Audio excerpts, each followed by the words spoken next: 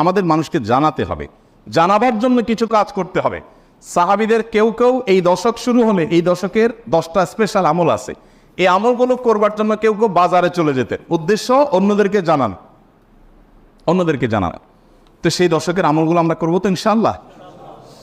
আমি সংক্ষেপে বলছি আমলগুলো কি কি। নাম্বার 1, আল্লাহকে বেশি বেশি স্মরণ করা, জিকির করা।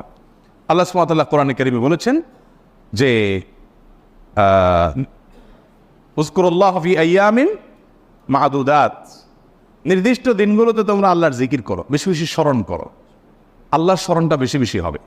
এখন স্মার্টফোন, এটার এঙ্গেজমেন্ট আমাদেরকে আল্লাহর স্মরণ তো পরের কথা, দুনিয়ার অন্য কোনো কিছু স্মরণ করতে দেয় না। এজন্য এটা নিয়ন্ত্রণ করা ছাড়া মানুষ কখনো মুত্তাকি হওয়ার কোনো সুযোগ নাই। নেক্সট সূরাতে শয়তান আসে যে আমি তো ওয়াজ শুনি মোবাইলে, নেক্সট সূরাতে শয়তান আসে